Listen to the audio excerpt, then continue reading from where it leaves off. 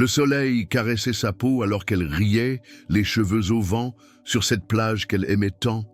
Le bruit des vagues, la joie de ses enfants courant dans le sable, un tableau parfait, une carte postale de bonheur pur.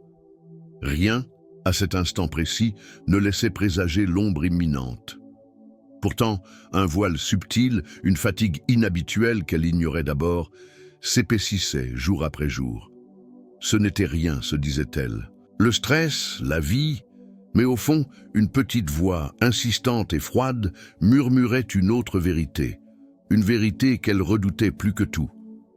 La réalité brutale était sur le point de frapper Isabelle, et avec elle, le plus grand défi de sa vie. Le retour à la maison la laissa épuisée. Isabelle, mère dévouée de Léo, 8 ans, et Chloé, 5 ans, était une force de la nature, jonglant entre travail et enfant. Mais une fatigue nouvelle s'installait. Maux de tête, épisode de faiblesse. Elle mit ça sur le compte du stress, mais l'épuisement était différent, plus profond. Un matin, son reflet montra une pâleur et des cernes alarmantes. Le doute s'insinua. Elle en parla à sa mère, Martha, qui la poussa à consulter. Isabelle hésita, puis la douleur sourde de son côté droit la décida. Le docteur Bernard la rassura, attribuant ces maux à un virus ou au surmenage. Les analyses de sang ne révélèrent rien. Mais Isabelle sentait que quelque chose n'allait pas. Les symptômes s'intensifiaient. Nausées, perte d'appétit, pâleur croissante. Martha, de plus en plus inquiète, insista pour un deuxième avis. Elles consultèrent le professeur Valois, un spécialiste réputé. Contrairement au premier médecin, il prit ses symptômes au sérieux. « Vos symptômes sont atypiques pour une simple fatigue », dit-il gravement. « Je suspecte une masse. Nous allons faire une échographie et un scanner. » Le mot « masse » résonna. L'attente des résultats fut une torture. Quelques jours plus tard, le professeur Valois les reçut. Son visage grave ne laissait aucun doute. « Madame Lefebvre, » commença-t-il, « les examens ont révélé une masse significative. Une biopsie est indispensable. L'attente des résultats de cette nouvelle épreuve fut insupportable. Martha était le seul réconfort d'Isabelle. Finalement, l'appel redouté arriva. La voix du professeur Valois était sombre. « Madame Lefebvre, les résultats sont formels.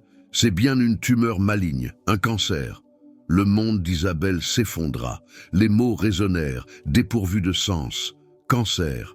Elle, si jeune, si pleine de vie. Martha laissa échapper un sanglot.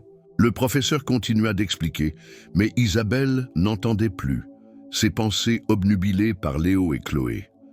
Elles sortirent du bureau du médecin comme dans un brouillard, la réalité les rattrapant. Brutale. La petite voix intérieure avait dit vrai. L'ombre n'était pas une simple fatigue, c'était la maladie venue bouleverser sa vie à jamais. Le mot « cancer » avait figé Isabelle. Non pas le monde extérieur, mais son propre univers. Elle voyait les visages innocents de Léo et Chloé, si dépendants, et celui de Martha, pétrifié à ses côtés. Comment briser leur bulle d'insouciance? Martha la serra, cherchant à lui transmettre sa force malgré sa propre peur. Les jours suivants furent un purgatoire de secrets. Isabelle et Martha tentaient de maintenir une façade de normalité, mais le silence pesait. Chaque rire d'enfant, chaque question innocente déchirait cette fausse paix. Martha priait, soulageant Isabelle, sa douleur mise de côté. La décision d'annoncer la nouvelle aux enfants fut la plus difficile. Le professeur Valois avait conseillé la franchise, adaptée à leur âge. Martha se proposa d'être là. Un soir, après les avoir bordés, Isabelle et Martha s'assirent avec les enfants. « Mes chéris, » commença Isabelle, voix tremblante, « maman a une maladie un peu sérieuse. » Léo, le plus observateur, demanda « Tu vas guérir, maman, comme quand j'ai eu la varicelle ?» Martha reprit, voix plus ferme « Maman va devoir suivre des traitements. Elle sera parfois fatiguée. » Chloé se blottit. « Mais tu seras toujours là pour me faire des câlins ?» Isabelle céda aux larmes, serrant ses enfants dans une étreinte collective, un adieu silencieux à une normalité perdue. Martha les rejoignit, formant un bouclier protecteur. L'annonce fut un séisme. Les enfants sentirent le changement. Léo devint silencieux, observant sa mère. Chloé réclama plus d'attention. La maison portait le poids d'une anxiété latente. La docteure Solange Petit, oncologue, devint la nouvelle boussole. Elle expliqua les traitements. Chimiothérapie, radiothérapie, chirurgie. Les chances de guérison étaient minces, vu le stade avancé. La vérité fut un coup assommant. Isabelle luttait pour assimiler. Le temps devenait son ennemi. Elle sentait le sablier de sa vie s'écouler. Martha tenait sa main, un soutien inébranlable. Mais au milieu de cette obscurité, une flamme s'alluma. Pas d'espoir de guérison, mais l'idée d'un héritage. Des souvenirs. Isabelle ne laisserait pas la maladie définir ses derniers jours. Elle allait se battre pour vivre chaque instant avec une intensité décuplée, pour laisser à ses enfants une empreinte indélébile de son amour. La course contre le temps avait commencé, avec Martha à ses côtés. La chimiothérapie débuta comme un assaut. Isabelle était nauséeuse, faible, ses cheveux tombaient. Chaque séance était un combat. Martha était là, toujours, l'accompagnant, la soutenant. Elle était l'encre d'Isabelle. Malgré la tempête, l'objectif d'Isabelle brillait, créer des souvenirs inoubliables pour Léo et Chloé. Elle voulait qu'ils aient un trésor de bonheur. Malgré la fatigue, elle planifiait sorties, jeux, aventures. Chaque jour était une page à écrire. Martha l'aidait, organisant, préparant, veillant sur les enfants pour qu'Isabelle se repose. Ils allèrent au parc, leur rire se mêlant au vent alors qu'Isabelle les poussait sur les balançoires, Martha à ses côtés. Ils construisirent des châteaux de sable. Léo, avec sa maturité précoce, aidait, veillant sur Chloé, ses yeux reflétant une tristesse cachée. Chloé vivait chaque instant avec insouciance, se blottissant, un baume pour l'âme d'Isabelle et de Martha. Une après-midi, Isabelle peignit avec eux. Sur de grandes feuilles, ils créèrent un tableau de famille, simple mais plein d'amour. Isabelle peignit un grand soleil. Martha observait, les yeux embués. Isabelle enregistra des messages vocaux pour ses enfants. Histoires, conseils, mots d'amour éternel. Sa voix, parfois enrouée, portait l'émotion brute. Chaque mot était une empreinte indélébile. Martha l'aida à organiser. Elle écrivit aussi des lettres, cachant de petits cadeaux pour plus tard. C'était déchirant mais nécessaire, un acte d'amour désespéré partagé. Les rendez-vous à l'hôpital devinrent fréquents. La docteure Petit développa une relation spéciale, voyant en Isabelle la mère, la femme, la combattante, et en Martha, la force silencieuse. Elle admirait leur détermination face à l'inéluctable, transformant la tragédie en une course effrénée pour l'amour. Un jour, après une chimiothérapie difficile, Isabelle fut submergée par le désespoir. Martha la trouva, serra sa fille dans ses bras. « Batte-toi, ma chérie, pour eux, pour nous !» L'image de Léo et Chloé traversa son esprit. Non, elle ne pouvait pas céder. Elle se força à se lever. Chaque mouvement était un effort surhumain, chaque effort une victoire. La course contre le temps était impitoyable, mais sa règle était simple. Vivre, aimer, laisser une trace. Elle s'assurerait que chaque seconde compte, gravant son amour dans l'âme de ses enfants. Elle irait jusqu'au bout avec Martha à ses côtés. Les mois défilaient, emportant une part de l'éclat d'Isabelle. La chimiothérapie à double tranchant la consumait. Ses cheveux avaient disparu, remplacés par un foulard digne. Ses yeux, vifs, étaient cernés, mais gardaient la lueur d'un amour indomptable. Martha était son ombre, son roc. Elle s'occupait des moindres détails, transformant la maison en havre de paix, protégeant Isabelle et les enfants. Elle cuisinait, massait ses pieds, veillait sur Léo et Chloé avec tendresse infinie. Le poids se lisait sur son propre visage, mais elle ne se plaignait jamais. Les enfants ressentaient le changement. Léo devint silencieux, observant sa mère avec une maturité précoce. Ses attentions discrètes en disaient long. Chloé alternait crise de colère et tendresse collante, s'accrochant désespérément. Elle se blottissait souvent contre Martha quand Isabelle était trop faible. Les visites à la docteure Petit et au professeur Valois devinrent rituels douloureux. Les mots étaient lourds, les perspectives sombres. Les traitements ne parvenaient plus à contenir la progression. Chaque nouvelle de résistance, de métastase, était un coup de marteau. La docteure Petit expliqua un jour qu'ils avaient épuisé les lignes de traitement conventionnelles. Ces mots sonnèrent le glas. Isabelle le savait. Elle le sentait dans la douleur croissante, l'épuisement, le souffle court. La course contre le temps touchait à sa fin. Le cancer dévorait ses forces. Pourtant, une flamme refusait de s'éteindre. L'amour. Son amour pour ses enfants, pour Martha, brûlait d'une intensité redoutable, la poussant à prolonger chaque instant. Un après-midi, Isabelle demanda à Martha d'apporter les boîtes de souvenirs.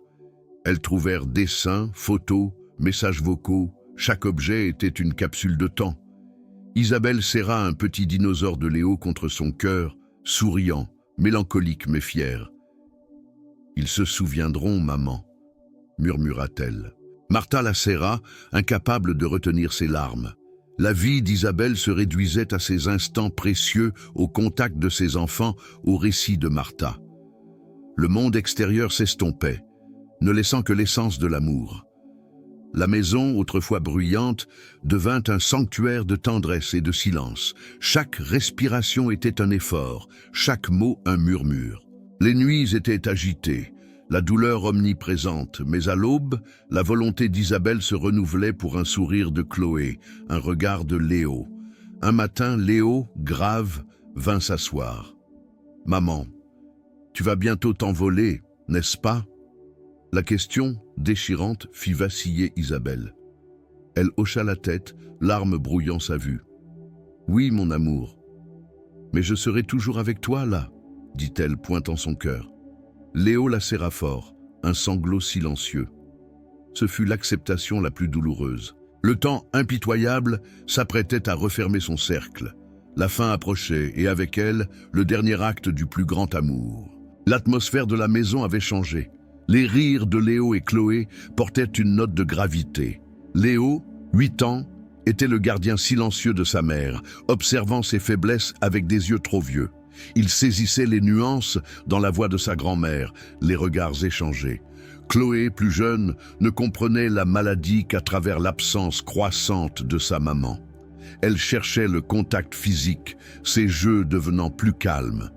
Martha tentait de remplir le vide. Isabelle puisait dans ses dernières réserves pour être présente. Elle racontait des blagues, lisait des contes.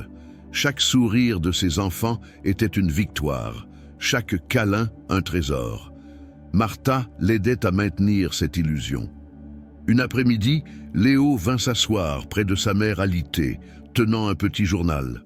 « Maman, » commença-t-il, voix tremblante, « quand tu iras au ciel, est-ce que tu pourras voir nos étoiles ?» La question poignarda Isabelle. Martha, entrant, laissa tomber un vase. Les larmes inondèrent son visage. C'était la première fois qu'elle craquait ainsi. Isabelle serra Léo. « Bien sûr, mon cœur, je serai l'étoile la plus brillante et je veillerai toujours sur vous. Et grand-mère sera là, n'est-ce pas, maman ?» Martha, yeux rougis, hocha la tête. L'incident marqua un tournant. Léo et Chloé ne purent plus ignorer la gravité. Le jeu de la normalité se brisa. L'angoisse s'installa. Ils comprirent que leur maman ne guérirait pas comme la varicelle. La docteure Petit suggéra une psychologue pour enfants, Madame Céleste Béranger. Céleste, douce et bienveillante, aida Léo et Chloé à exprimer leurs émotions par le jeu, le dessin. Léo dessinait des monstres noirs et une maman papillon. Chloé, des poupées malades. Ces rencontres apportaient un soulagement. Isabelle les observait, reconnaissante. Elle savait qu'elle ne serait pas là pour les guider, mais pouvait leur offrir des outils. Chaque jour était une course contre le temps, mais aussi une transmission. Le dernier grand projet d'Isabelle fut un album photo fait main, rempli de clichés de leur vie. Sur chaque page, elle écrivit des légendes, des souvenirs, des mots d'amour. Martha l'aidait. Cet album, testament visuel, un héritage tangible, était presque terminé. Le sablier se vidait. L'amour, pur et déchirant, s'apprêtait à défier la mort. Le temps s'étirait et se contractait, un paradoxe cruel. Les jours d'Isabelle se réduisaient à des éclairs de lucidité entre somnolence et douleur. La maison devint un sanctuaire de murmures et de tendresse infinie. Martha veillait jour et nuit, son sommeil sacrifié, son corps épuisé, mais son esprit inébranlable. Chaque soin était un acte d'amour pur. Les enfants, conscients, dessinaient près du lit de leur mère, lui lisaient des histoires, lui apportèrent des fleurs. Léo tentait d'être fort, essuyant ses larmes. Il questionnait Martha du regard. Chloé, petite boule d'énergie, était étonnamment calme, se blottissant, son souffle se mêlant à celui d'Isabelle, comme pour la maintenir ancrée. Les médecins, professeur Valois et docteur Petit, venaient à domicile, leur visage marqué par la compassion. Les traitements étaient désormais palliatifs, visant à soulager la douleur et offrir dignité. La docteure Petit expliqua à Martha les signes à observer, les étapes inévitables. Martha écoutait, stoïque. Une nuit, Isabelle ouvrit les yeux. Elle vit Martha veiller, visage marqué par l'épuisement, mais yeux pleins de dévotion. Isabelle tendit une main tremblante. « Maman, merci. » Sa voix était un souffle. Martha prit sa main. « Non, ma chérie, c'est moi qui te remercie, pour tout. » Les larmes de Martha étaient silencieuses, brûlantes. Le dernier cadeau d'Isabelle, compléter l'album photo. Malgré son extrême faiblesse, elle insista pour coller la dernière photo, eux trois riant sur la plage. Sur la page d'à côté, d'une écriture hésitante, elle traça ces derniers mots. Message simple, amour éternel, promesse d'être toujours avec eux. Martha l'aida à tenir le stylo. Acte de volonté pure, dernier adieu. Les jours suivants furent une attente suspendue. Isabelle, la plupart du temps endormie, ses respirations devenant légères. Les enfants étaient à son chevet, Chloé tenant une petite main, Léo lisant doucement. Martha, yeux fixés sur sa fille, gravait chaque trait. Puis vint l'aube la plus froide. Le chant des oiseaux semblait assourdi. Isabelle ouvrit faiblement les yeux. Elle vit Léo et Chloé, visage penché, yeux emplis d'amour déchirant. Elle vit Martha, larmes coulant, douleur insondable. Isabelle sourit faiblement, un dernier sourire, tout son amour. Elle inspira profondément. Son regard se posa sur Léo, puis Chloé, puis Martha. Et puis le silence, lourd, définitif. L'horloge s'était arrêtée. Le dernier souffle d'Isabelle était parti, emportant non la vie, mais la souffrance. Seul restait l'écho de son amour, vibrant et éternel. Le vide laissé par Isabelle était une présence assourdissante. La maison, silencieuse, semblait irréelle. Martha, corps brisé par le luto, le cœur fracturé, se força à se lever chaque matin pour Léo et Chloé. Les premiers jours furent un brouillard de larmes contenues. Voisins et amis apportèrent leur soutien. Les médecins, professeur Valois et docteur Petit, firent leurs adieux, marqués par la sincérité de leur tristesse. Léo, avec sa maturité, devint plus renfermé, passant des heures à feuilleter l'album photo de sa mère. Son chagrin était silencieux, une douleur intérieure. Martha tentait de le réconforter, mais les mots semblaient se perdre. Chloé, elle, manifestait sa douleur par des crises de colère et des pleurs déchirants. Elle ne comprenait pas la mort, seulement l'absence brutale. Martha la serrait, lui chantait des chansons, ses larmes mouillant les cheveux de sa petite fille. Elle expliquait que maman était devenue une étoile. Les nuits étaient les plus difficiles. Le lit d'Isabelle restait vide. Martha dormait souvent près des enfants. Submergée par le chagrin, elle tenait à sa promesse faite à Isabelle. Veiller sur ses enfants, maintenir son héritage d'amour. Un après-midi, Martha trouva Léo écoutant une des messages vocaux d'Isabelle. Sa voix, faible mais pleine d'amour, racontait une dernière histoire. Martha s'assit silencieusement, le cœur serré. La voix d'Isabelle flottait, une présence réconfortante. Martha comprit que la douleur ne disparaîtrait jamais, mais que l'amour d'Isabelle était une force éternelle. Les souvenirs, les messages, l'album étaient des ponts vers la mémoire, des ancres pour le futur. Elle réalisa la force d'Isabelle à transformer la fin en un nouveau commencement. Les jours devinrent semaines, les semaines mois. La psychologue Céleste Béranger continua son travail avec Léo et Chloé, les aidant à exprimer leur chagrin, à comprendre que la tristesse était normale et que l'amour ne meurt jamais. Martha trouva sa propre force dans cette nouvelle mission. Elle parla d'Isabelle chaque jour, partageant anecdotes, rires et larmes. Elle leur montra que l'amour de leur mère était toujours là, dans chaque étoile et chaque rayon de soleil. L'album photo devint leur trésor sacré. L'absence d'Isabelle resterait une blessure, mais ce n'était plus un vide paralysant. C'était un écho, une présence douce, une force invisible.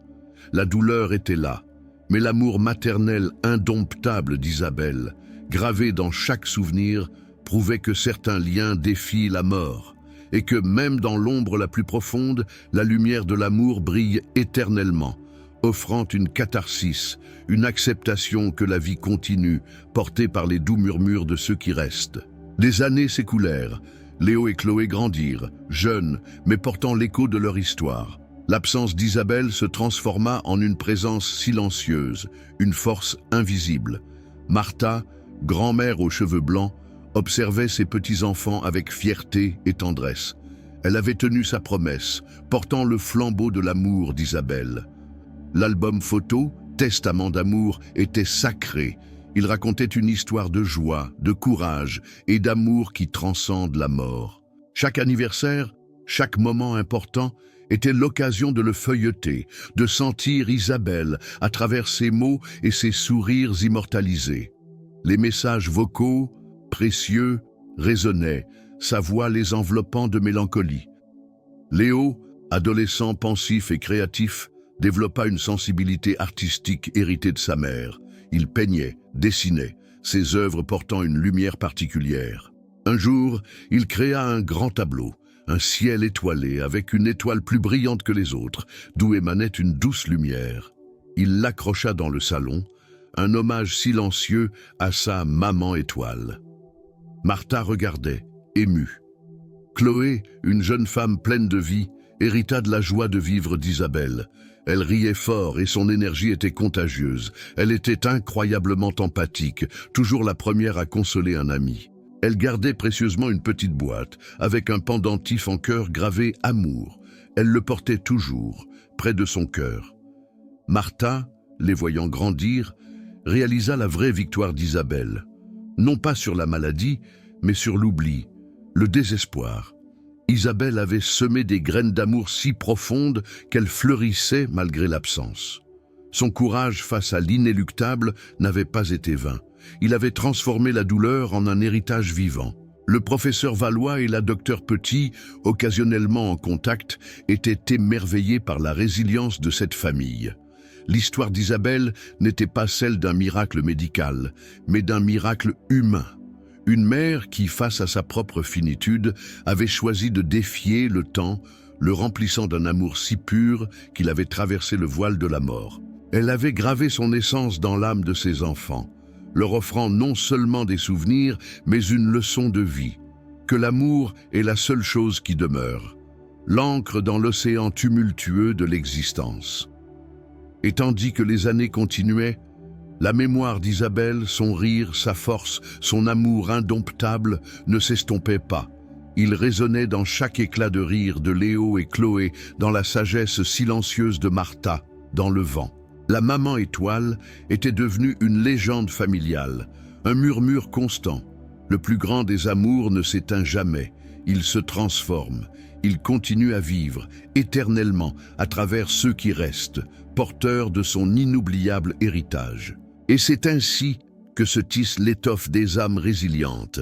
L'histoire d'Elara Rousseau n'est qu'un fil parmi tant d'autres dans le grand tableau de la force humaine face à l'inconnu. Chez Histoire médicale émouvante, nous plongeons au cœur de ces récits poignants, explorant les complexités, les mystères et l'indomptable esprit qui refuse de se briser. Chaque histoire est une leçon, une lumière dans l'obscurité, un témoignage que même dans la perte la plus profonde, une nouvelle voie vers la plénitude peut s'ouvrir. Ces parcours, souvent sombres, sont pourtant remplis d'une lueur d'espoir qui défie toute compréhension. Si l'histoire d'Elara a touché votre âme, si elle a résonné en vous, alors vous êtes au bon endroit.